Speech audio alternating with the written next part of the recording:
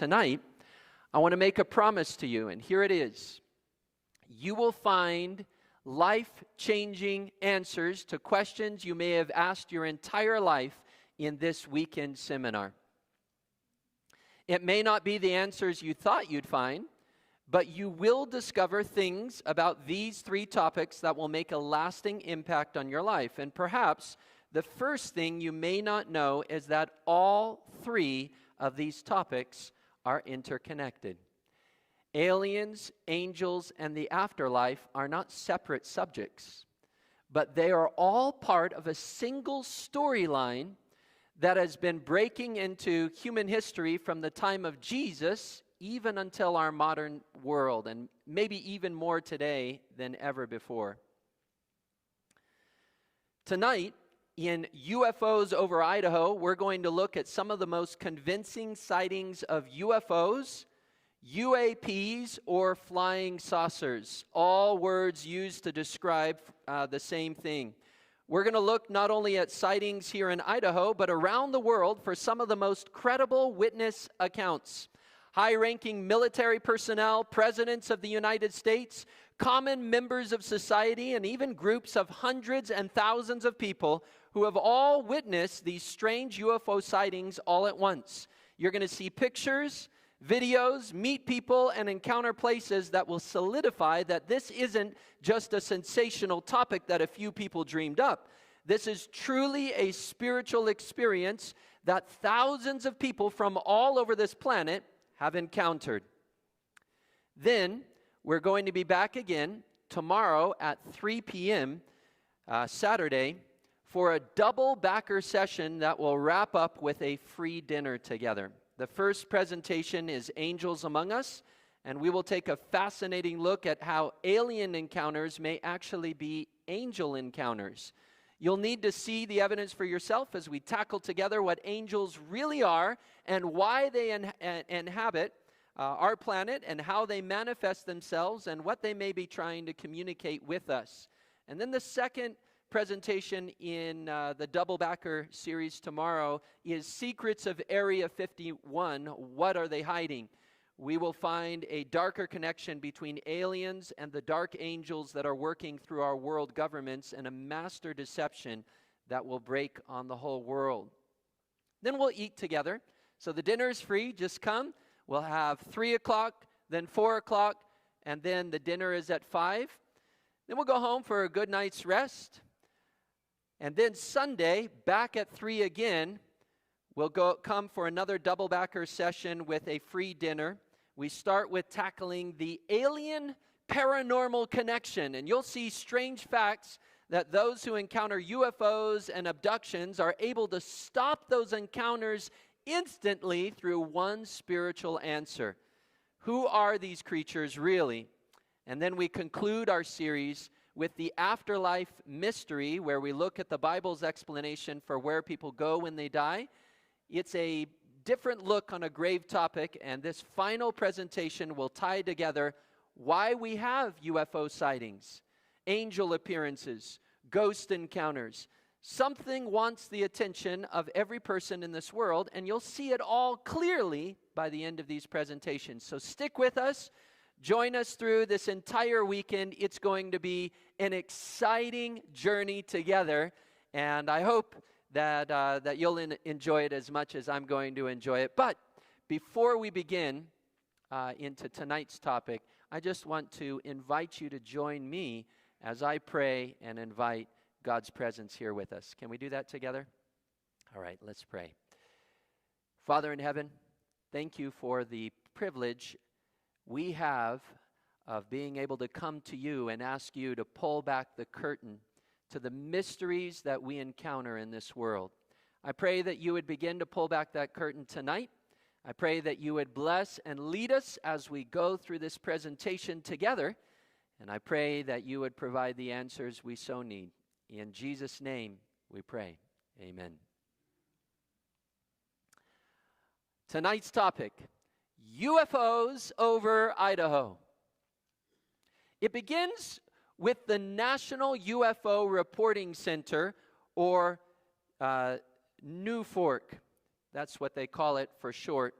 This is a center that was founded in 1974, the National UFO Reporting Center. It's an independent, non-governmental organization dedicated to collecting, recording, and analyzing UFO sightings from across the United States and around the world. The center operates a 24-hour hotline telephone and an online reporting system that allows witnesses, civilians, sometimes military or aviation professionals, to document unexplained aerial phenomenon. NUFORC compiles these reports into one of the largest public UFO databases in the world, and it's freely available. Anyone can go on there. People post pictures, they post videos, they post their reportings, what they saw, when they saw it, where they saw it. And here is all the reportings since 1979. 170,000 sightings. And they say for every sighting that is reported, 10 were never reported. And if that is true, then you have under 2 million sightings just in the United States of America. And some of these sightings are reported by family groups, meaning that those sightings represent millions of people all over the world. Just look at the map of the sightings reported all over this country. And now we're going to zoom in, and you see that there are a number of sightings. We're going to zoom right into North Idaho here, and you can see that there's a number of sightings, even right here near Sandpoint and around Lake Pend Oreille, down south in Coeur d'Alene and in those areas.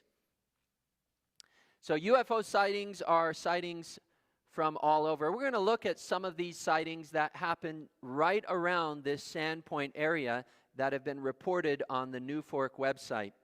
The first sighting is from Priest River. How many of you live near or around Priest River? Anyone? Okay, a few from Priest River. So this is your neck of the woods. It happened July 8, 1994. A couple who live out of town noticed some strange lights in the distance one evening. The husband saw it first, and so he goes to get his wife, who came out with binoculars to get a good look at this thing. And she said, "I went to get a pair of binoculars, and my jaw truly dropped to the ground. I saw a disc-shaped object like the lid of a saucer pan, metallic or silvery gray in color. The lights, red and bluish green, were not blinking after all, but were circling.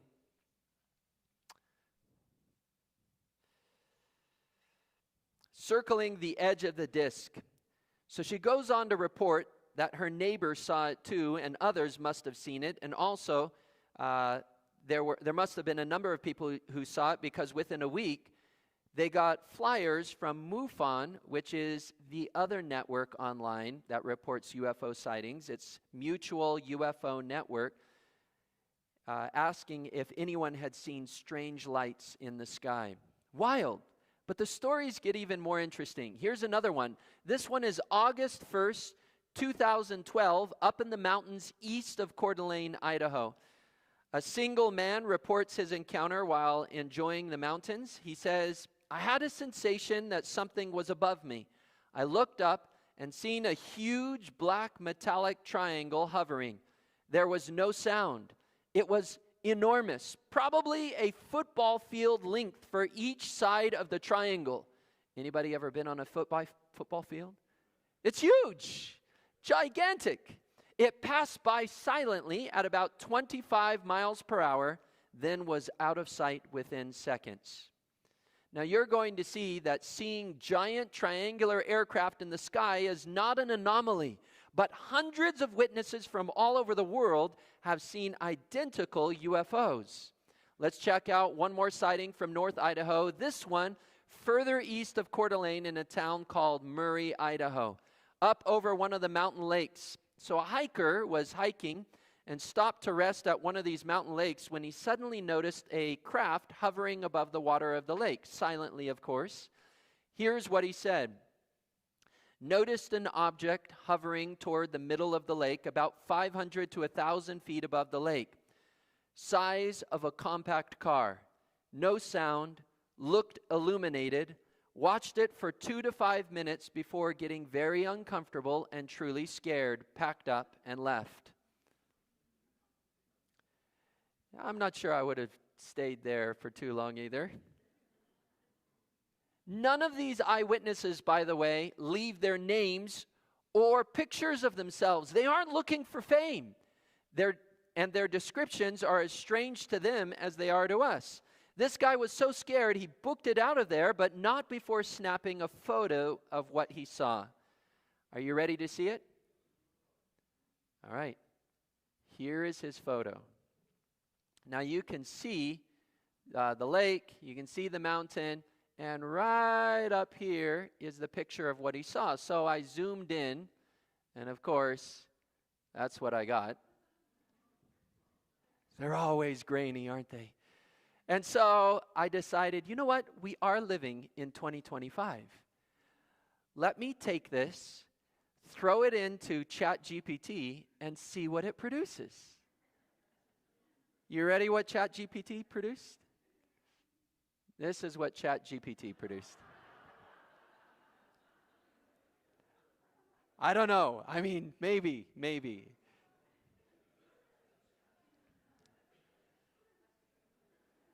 Thousands and thousands of people all over the globe are seeing things like this. More often than not, they hover and then zip away at enormous, unbelievable speeds without ever making a sound. What are they? Who are they? Is it all made up, the fictional imagination of dehydrated hikers or someone having a high-altitude delusion, or are these things real? My next video is going to blow your mind. A UFO coming up out of the ocean. Do you want to see it? All right. You asked for it. Here it is. How many of you think that's real? Not a hand. I thought I would at least get some. This is also AI generated. And the truth is that 95% of UFO sightings can be explained as coming from non-UFO sources. So don't believe everything you see. Don't believe everything that people say. 95% of everything that is reported is easily debunked by those who research them. Sometimes they're planes, sometimes they're drones, sometimes they're weather balloons, sometimes it's an AI-generated video. But of the 95% of the things that are wrong, you still have 5% of sightings that are different, that are so thoroughly verified that you can't dismiss them as nothing. You can't explain them with what we know exists today. They are truly UFOs, unidentified flying objects, or UAPs, unidentified aerial phenomenon. So what makes it into the 5% elite category?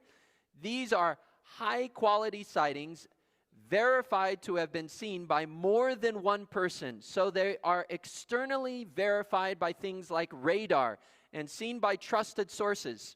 Men and women in positions like military personnel or part of a police force or trained to notice details and the evidence. Pilots who have vast experience measuring things at distance and estimating flight speeds. Men and women with credentials and reputations. The 5% represent the sightings that they've done all of the checklists, and they can't explain it with anything. These are things that have videos or pictures seen by sometimes thousands of people at once.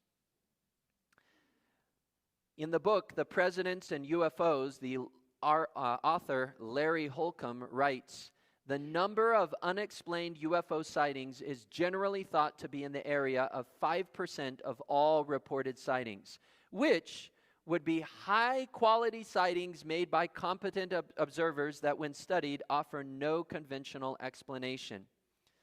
Now, 5%, that seems like an awfully small number, right?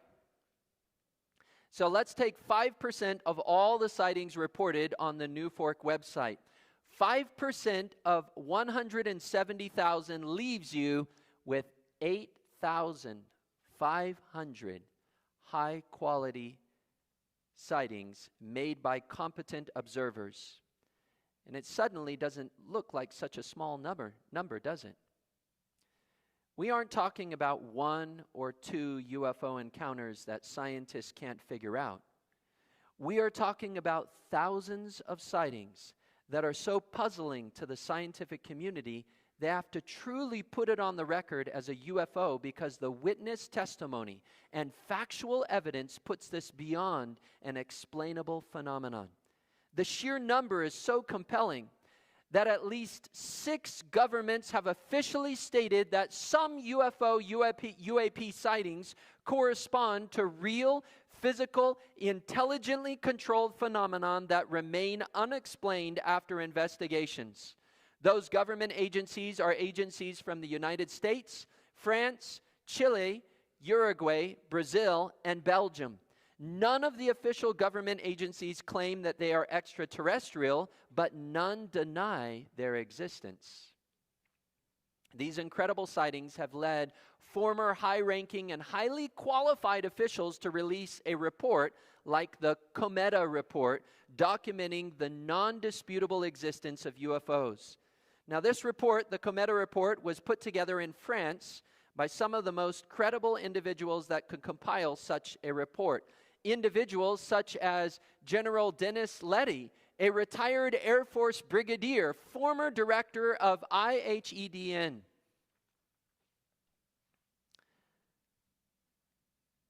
Which is the Institute of Advanced Studies for National Defense. He provides national security and air defense data to the committee. Then you have Admiral Marc Merlot, who's a retired French Navy admiral, providing data from the Navy. Jean-Claude Ribes, who's an astrophysicist, director of research at Francis Saren's National Scientific Research Center, who gave the astronomical explanation versus genuine unknowns for each UFO sighting that they analyzed. Then you have Christian Marchal, who's the senior engineer at ONERA, a French aerospace lab, who analyzed the propulsion and flight physics for each UFO sighting to the committee. You have Francois. Oh, thank you.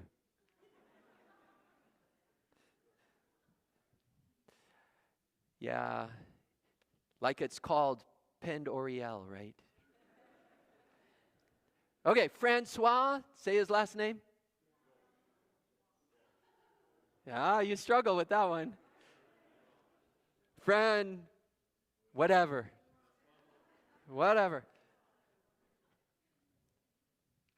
Who was an image analysis specialist and a consultant to the French Defense Ministry. He supplied photographic and radar data assessments for the methods for this team. Now, the reason I put these people up here is I want you to see these aren't just a few people who have low credentials, no credentials. These are high-level officials who worked in government and really critical areas of research, and they're all coming together, each playing a different part, and they look at these sightings, and it includes 13 retired generals, scientists, aerospace experts working together for a total of 3 years, analyzing military reports and pilot encounters with unidentified flying objects. So they pull it all together and they say, from all of our professional background, what does this indicate? What does it say? What are we seeing?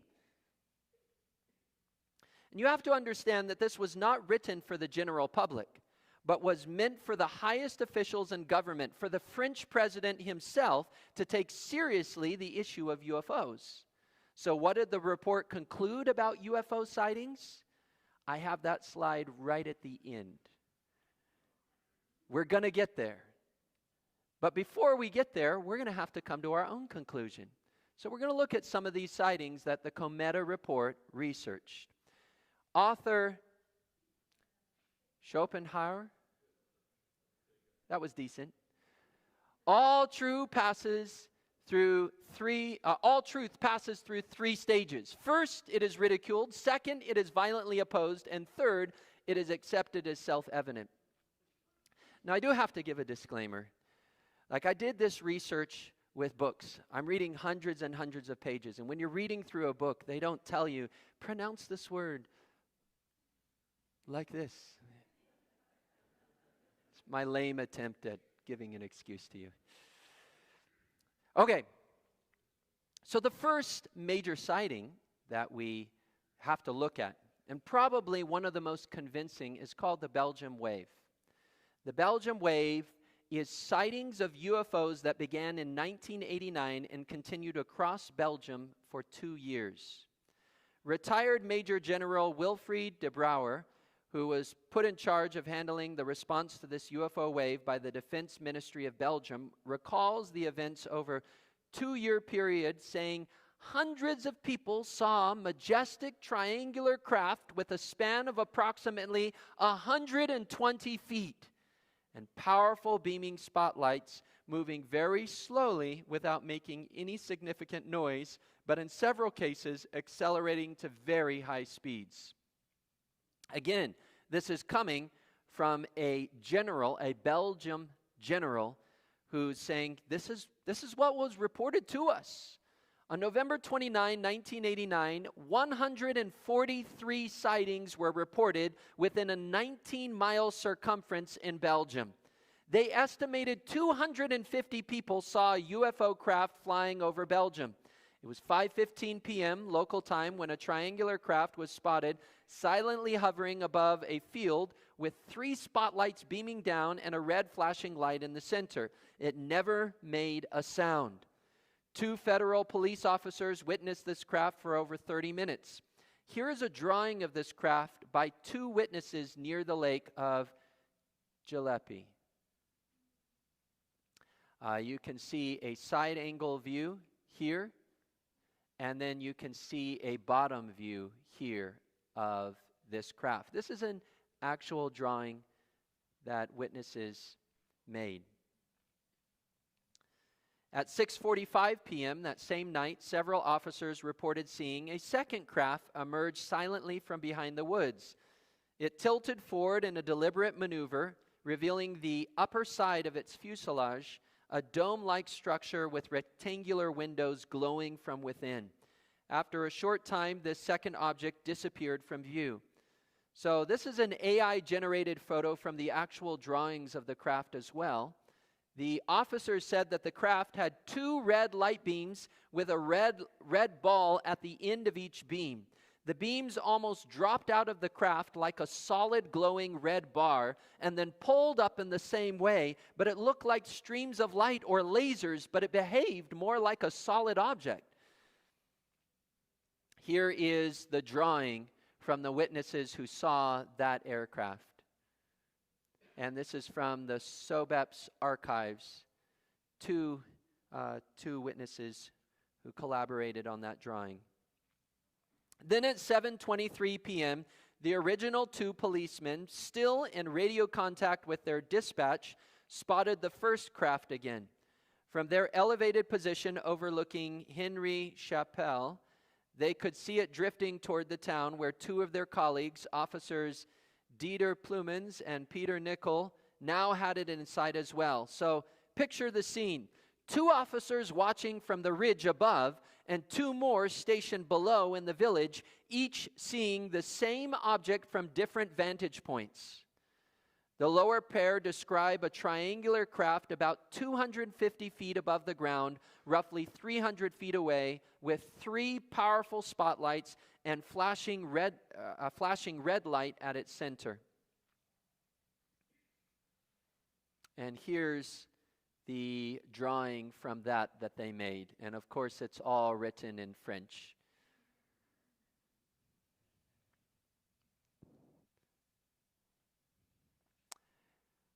Suddenly, the craft emitted a distinct hissing sound, and a red sphere of light, a ball of light, dropped straight down from its center, passing alarmingly close to their position before veering away and disappearing behind the trees.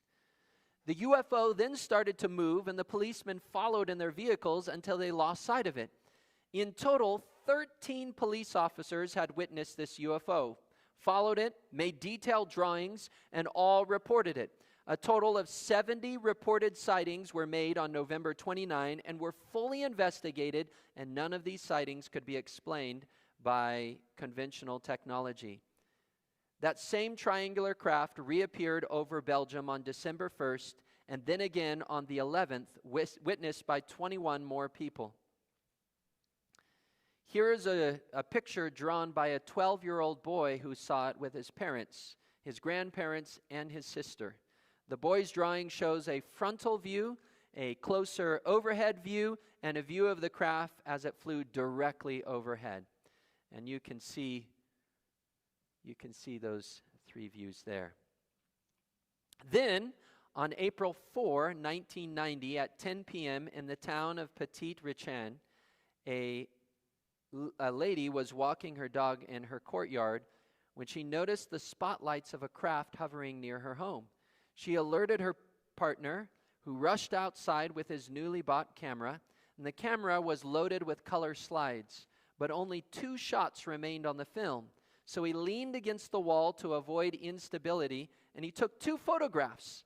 The first with a manual exposure time of 1 to 2 seconds while the craft was banking to the left. And here's the photo that he got fully exposed. This is perhaps one of the most famous UFO photographs that has ever been released. And you can see it's triangular, you can see the lights, you can see the central light. The photograph was examined by a number of sources, including NASA, the French National Center for Scientific Research, and the Belgian Royal Military Academy, but none could positively identify it or find obvious signs of fakery. Has anybody seen this photo before? No? So here's where the story gets interesting. For over 20 years, no one debunked this photo. It was considered a genuine. But in 2011, Patrick Myckal?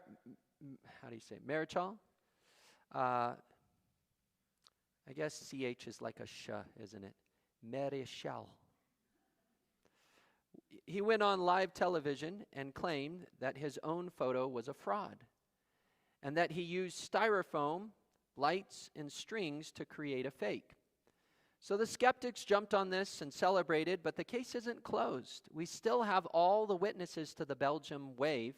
In addition, Patrick Myckal is in a patent dispute trying to get money for his photo from a publisher. Why would he wait 20 years to say it was a hoax? Why didn't the best scientists debunk his photos years earlier? There's still a lot of questions of whether the admission of a hoax was a hoax itself. And then you have the F-16 pilots who were dispatched from the Belgium Air Force to chase the UFO. They got it 8 times on radar, but never saw it from the sky. Of the approximately 2,000 reported cases registered during the Belgian wave, 650 were investigated and more than 500 of them remain unexplained. So was there something actually seen by hundreds of people over Belgium? The mystery certainly isn't solved. Even if this one photograph is taken as truly debunked or a fake, how do you explain all the rest of the evidence that comes in? Dr. Richard Haynes, a NASA research scientist and chief NASA Space Human Factors branch, has compiled an impressive 3,400 first-hand UFO sightings by commercial, military, and private pilots of UFOs that they've seen while flying. So I'd like you to take a moment and listen to this scientist explain why pilot sightings are so reliable, how this is a global phenomena, and he shares one of the stories from his collection. So let's listen in to Dr. Richard Haynes share about this just now. The pilot sightings are very valuable because of a number of factors. The pilots are highly educated and trained for the first point. And what that means is that they have a career at stake.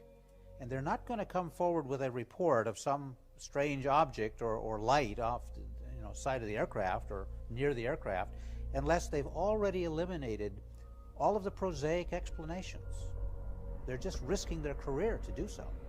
I would say in half of the cases at least, the phenomenon appears to approach the airplane, not the other way around. It's as if the aircraft is the focus of attention or curiosity, if I may use that word, of the phenomenon. That the pilot's flying along minding his own business, and something comes up alongside one wing for 15 minutes, cruise altitude, cruise speed, and then sometimes we'll flip over to the other wing, or stay right at the nose of the aircraft and then do barrel rolls along the flight axis. Some very interesting maneuvers, the kind of flight maneuvers that our aircraft are generally not capable of doing. It suggests that the phenomenon is worldwide, obviously. We take that for granted now. It's not showing up differently by culture, for instance. That the behavior of the phenomenon near an aircraft is the same for foreign aircraft as it is American aircraft, as I would expect. I had a B-52 captain tell me once that he was flying in the front left seat of a brand new B-52 from Wichita, Kansas, where it was made by the Boeing Corporation. And his job was to ferry that aircraft with a light crew, not a full crew, to an Air Force base in the southwestern part of America. Clear sunny day, beautiful bright sky, and an object, a round sphere, probably 4 or 5 feet in diameter with no markings, no rivets, no seams, no insignias, no USAF on the side, showed up right off his left wingtip. Well, his co-pilot said, "Captain, we have an object off our right wingtip," and he described it, and it was the same shape, size, and identical to this one on the left wing. So there's 2 objects now, keeping up with the aircraft at cruise altitude and cruise speed. Well, to make a long story short, he told me that an object showed up behind the aircraft, above the aircraft, below the aircraft, and off each wingtip, 5 total. And I said, "Well, what did you do?" He said, "Well, I hit the autopilot button on the control column and went into evasive maneuvers," which is kind of standard operating procedure, to try to shake these things. And he said, "I tried to, if they were balloons, they weren't going to keep up with us very long. If they were birds, why were they at that altitude and flying at 300 or 400 miles an hour, so forth and so on." Good, typical piloting behavior, checking off what they weren't, you see. Well, he said, no matter what I did with that aircraft, they stayed with the aircraft perfectly aligned. It was called station keeping. So he said, after a while of this, we're running out of fuel and I have a job to do. He said he added power, got back up to cruise altitude, and put it back on autopilot. And he said after 15 or so minutes more, the objects departed from the aircraft in the exact opposite order they arrived. Intelligence. To me, that's not random. That's intelligence. That's deliberate. Interesting, huh? Again, these are credible people. Commercial pilots. People that you would trust to ferry you from one place to another, and they're doing everything in their checklist. They're trying to get away from these things, and they're there. Let's look at some more. Here's another story from Dr. Haynes' file. A Portuguese Air Force pilot, Julio Guerra, November 2, 1982, at 10:50 in the morning, he was flying a DHC-1 Chipmunk, and I have a picture on the screen of what this small airplane looks like. He was flying near Lisbon between 5,000 to 5,500 feet. Suddenly, he noticed a UAP, a UFO, flying below him. But then he noticed it didn't have any wings or a tail, just a fuselage. He describes it like a disc with the top reflecting the sun and the bottom a darker appearance and a bright band wrapping around the center. The object ascended rapidly to 5,000 feet in less than 10 seconds and then stopped right in front of him and then moved with the pilot's airplane and then started doing huge orbits around his plane, flying from 5,000 feet to 10,000 feet and then back down to 5,000 feet, doing these huge orbits. Julio radioed the tower, and they sent up 2 other pilots to confirm, Carlos Garces and Antonio Gomez, who were both Air Force pilots. They both radioed when they met up with Julio that they could see the object circling his plane, and they estimated it was 8 to 10 feet in diameter. Julio decided to intercept the object and flew right at its trajectory path. And the object rolled right over the plane at lightning speeds and then seemingly hovered right over his plane, as if it had parked itself on top of his plane and just stayed with it, breaking, as he said, all the rules of aerodynamics. It hovered there for several moments, just following the plane, and then bolted away and disappeared in a flash before all 3 pilots' eyes. When they landed, all 3 pilots gave their individual corroborating reports regarding this flying object. They determined the object had ascended at a rate of more than 300 miles per hour, which, if it is instantaneous, creates a G-force of 27 Gs. Humans can survive a G-force of 4 to 6, maybe up to 9 with a G-suit on, and they can only withstand that for a second or 2 before losing consciousness. Anything above 15 Gs for even a second would create severe internal injuries and fatality. You can't survive it. But here are trained pilots seeing this object travel at these incredible speeds. And while the object was circling Julio in his aircraft, it would have been traveling at 1,500 miles per hour, according to these pilots' estimates, while doing these incredible aerial maneuvers, something not possible with aircraft currently operating on Earth. And to put this into perspective, the radius of the turns would at that speed would be around a 15-mile radius circle. And even then, the pilot would be pulling 2 Gs the entire time. If you pull that circle inward to what this object was doing, even to a mile, the G-force from this speed and tight circle, again, is so great that the pilot would not survive. And the aircraft would not be able to handle the pressures. It's beyond the structural thermal limits. So did these 3 pilots just lie? Not likely. The tower received the radio signal from Julio and sent up 2 other Air Force pilots who were laughing about the whole thing before they arrived on scene, and then saw the aerial phenomena for themselves.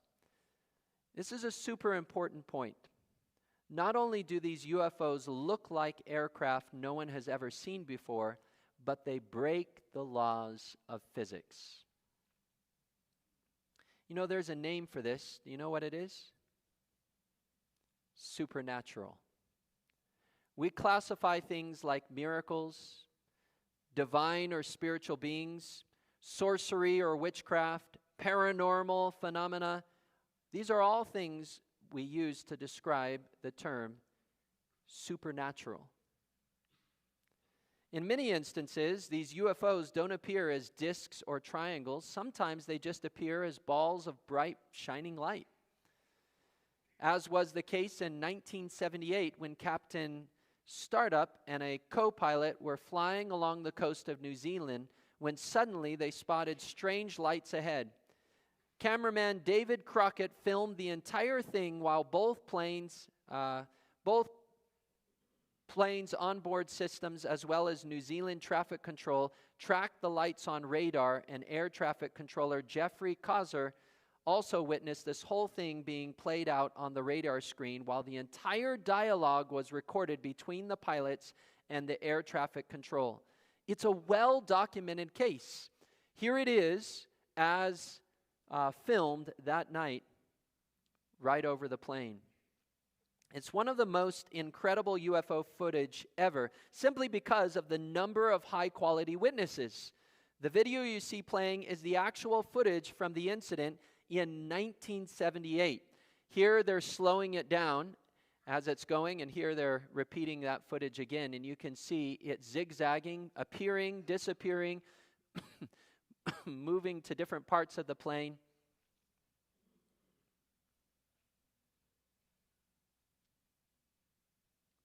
And they all described this light as extremely intense and bright as it followed them while they're going, flying along. Here's another incident that happened at the O'Hare Airport, November 7, 2006. For about 5 minutes, a disc-shaped object hovered quietly over the United Airlines terminal while pilots, managers, and mechanics at the airfield looked up and watched this thing just silently hover. It was 20 to 80 feet in diameter and was about 1,500 feet above gate C-17 of the United Terminal. The FAA at first denied that anything ever happened until the tapes of the United supervisor's call to their air traffic control tower were released. And then they had to walk back their story and actually say, yes, this really did happen. Here's the audio from this day, November 7, 2006. And listen to the disbelief in the people's voices as they describe what they're seeing. Dwight. Yes. What happened to Dave? Did he have to take a break because I called him? No. This is Sue from United. Yes. Dude, there was a disc out there flying around. There was a what? A disc. A disc? Can you hang on 1 second? Sure, Dwight. Okay, I'm sorry. What can I do for you now? All right. I told Dave there was a disc flying outside above Charlie 17, and he thought I was pretty much high. But I'm not high, and I'm not drinking. Yeah. Someone actually has a picture of it, so if you guys see it out there. A disc? Like a frisbee? Like a UFO type thing. Yeah, okay. Okay? Yeah. They have a picture of it. How high above Charlie 17? Well, it was above our tower. So, if you happen to see anything... You know what? I'll keep a peeled eye for that. All right. Okay. Goodbye.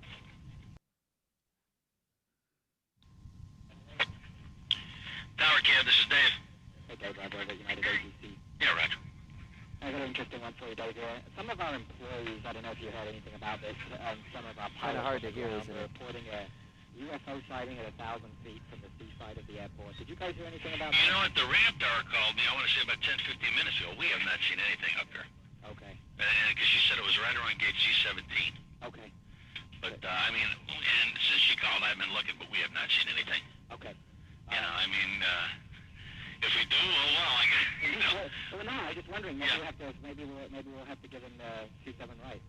Yeah, I know. Either that or you guys unveiled a brand new aircraft that I didn't tell anybody about. I know. But, no, we have not seen anything, but we will surely keep an eye out, that's for sure. Thank you very much. No problems. Bye. I got to cue that.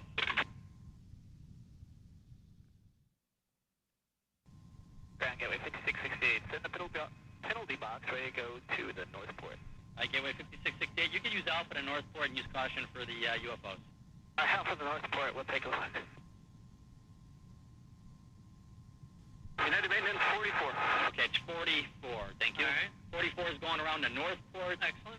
You got Eagle and SkyWest over here coming around this way. He's turning in no factory. You really got no other gate holds. All right. Somebody reported a UFO or a flying disc above Charlie Concourse. Seriously. Excellent. Yeah. So nobody can keep my eyes open. nobody can see it, but use caution. All right. And that's pretty much it. Gateway 5668. 5668, go ahead. Yeah, look out your window. Do you see anything above United's Concourse? They actually, believe it or not, they called us and said somebody observed a flying disc about 1,000 feet above the gate Charlie 17. You see anything over there? Not that I can tell. Okay. Yeah, I thought my job was stressful. We saw it a half hour ago. Who saw it? A whole bunch of us over at the Charlie Concourse. Really? You guys did? Who's this? The United taxi mechanics. Thought it was a balloon, but we're not sure.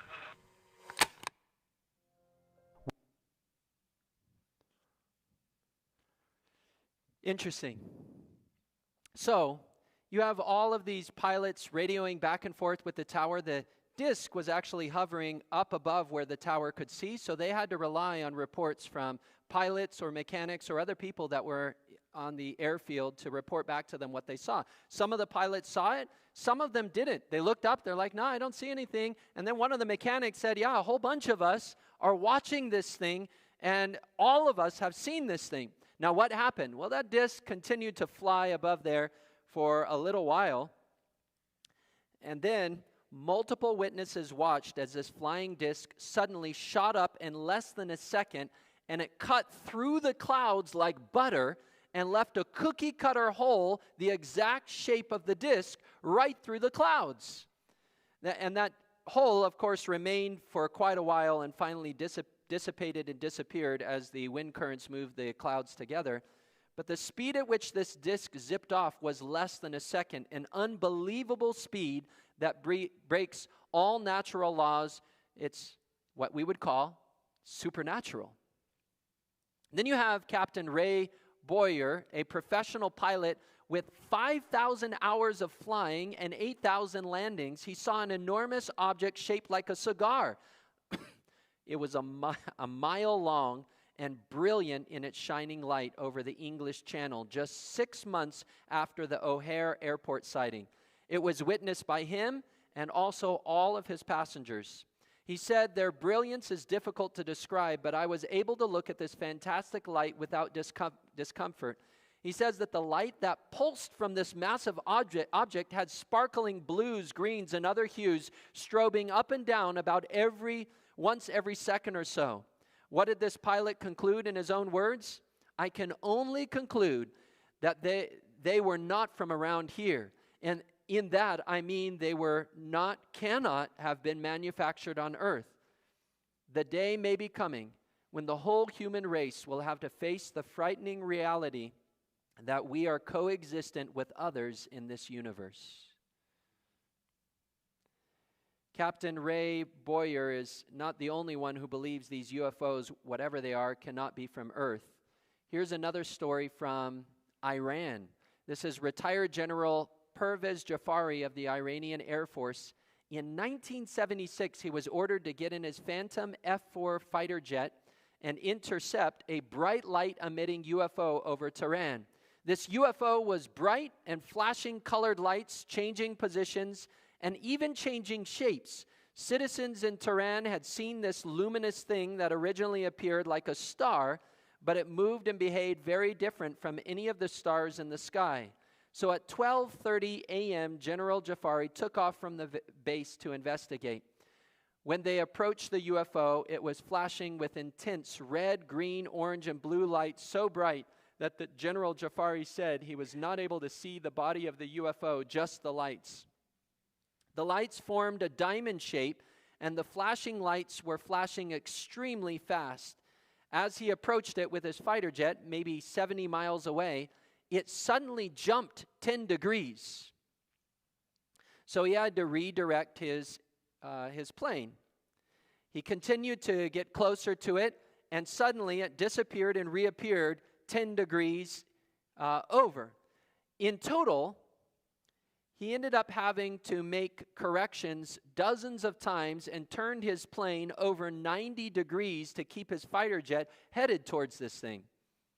Now, this UFO was viewed by the general, his backseat navigator, and they had it on the plane's radar, and it was, of course, viewed by the military personnel at the base and some of the residents of the city of Tehran.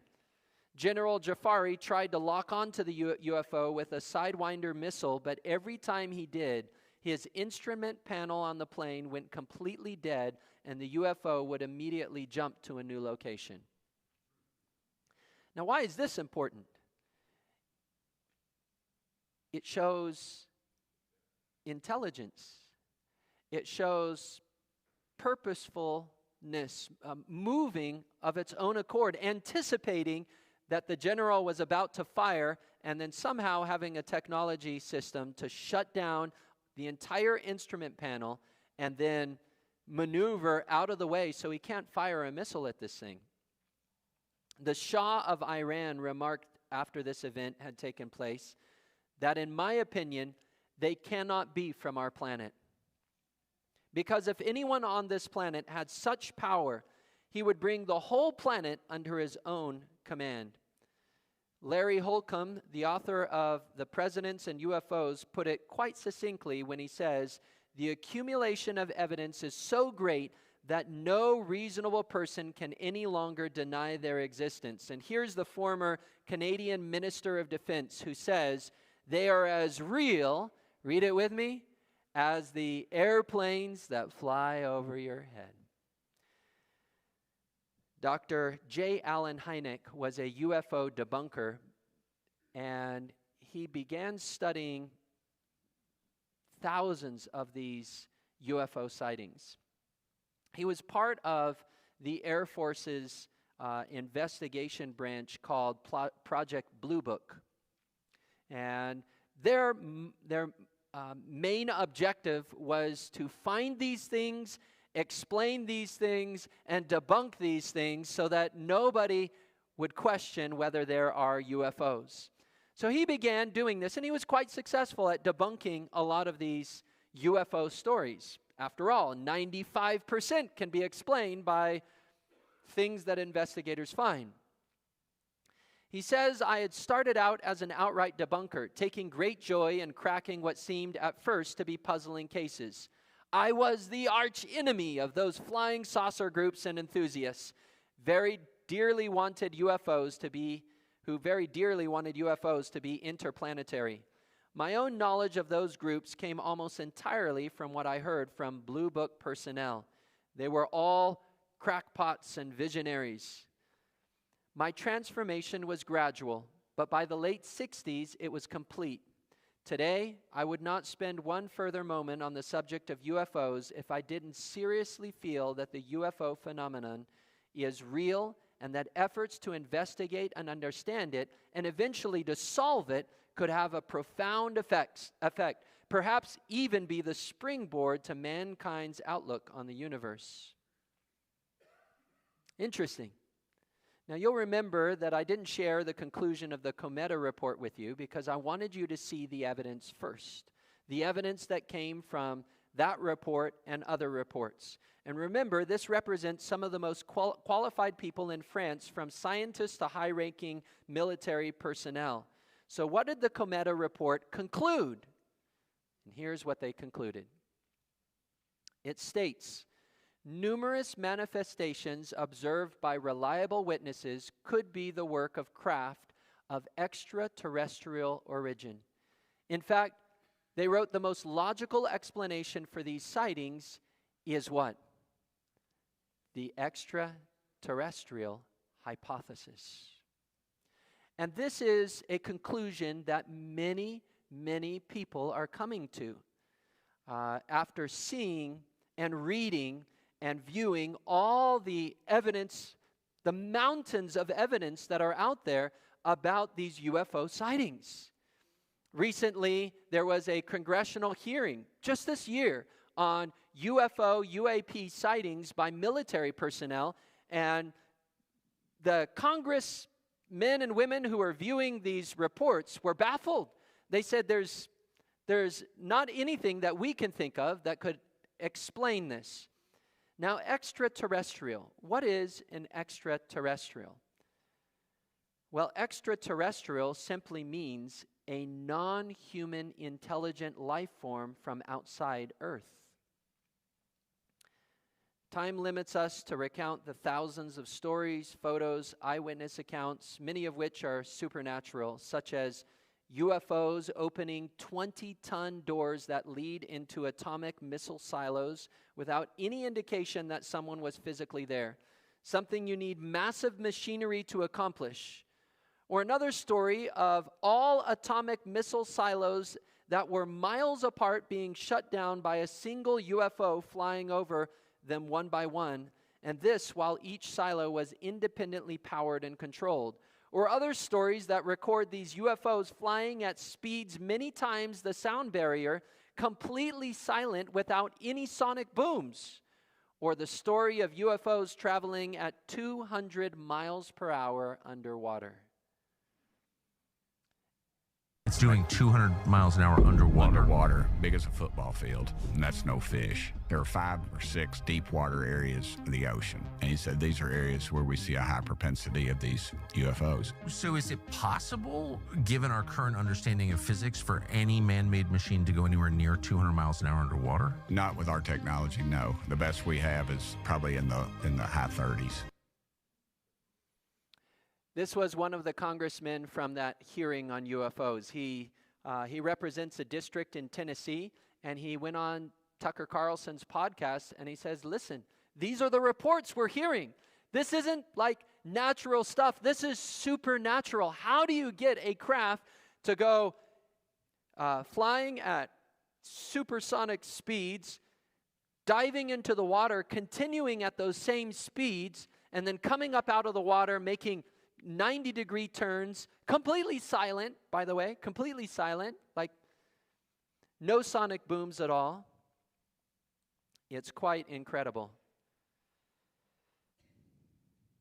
So these are supernatural events of biblical proportions. It's on the same level as someone coming to Congress and saying, I saw the parting of the Red Sea. No, really, the whole thing just parted as a man lifted up his rod in the air and millions of people walked on dry ground. Or the raining bread from heaven. Yep, really happened. That same million people ate something called manna, and it just fell from the sky. Or the eyewitness testimony of 12 men all saying that they saw Jesus walking on water. Not swimming, not riding in a boat, but literally walking on water, defying the laws of physics. So when you read the stories of the UFOs, you might as well be reading it right out of the Bible, because these are things that defy physics, defy the natural order of the world. And you have to ask yourself the question, does the Bible tell us that there are beings, entities, creatures from other worlds that visit our planet? Can you find UFOs and aliens anywhere in the Bible? And what does the Bible have to say about our interaction with them? The answers to that topic will leave you speechless. So you have to come tomorrow, because we're going to unpack this more in our next presentation, Angels Among Us. Thank you so much for joining me for tonight's presentation, Aliens, Angels, and the Afterlife. Did you enjoy it? Good. Glad you enjoyed it. And maybe it will spur you on to, don't stay up too late tonight on YouTube looking these things up. But I hope to see you tomorrow at 3 o'clock. We're going to do Angels Among Us. Then we're going to move right into Area 51, and then we'll have a dinner tomorrow evening. So come hungry, hungry to learn, hungry to eat, hungry to fellowship. Thank you for coming tonight, everyone, and have a good night.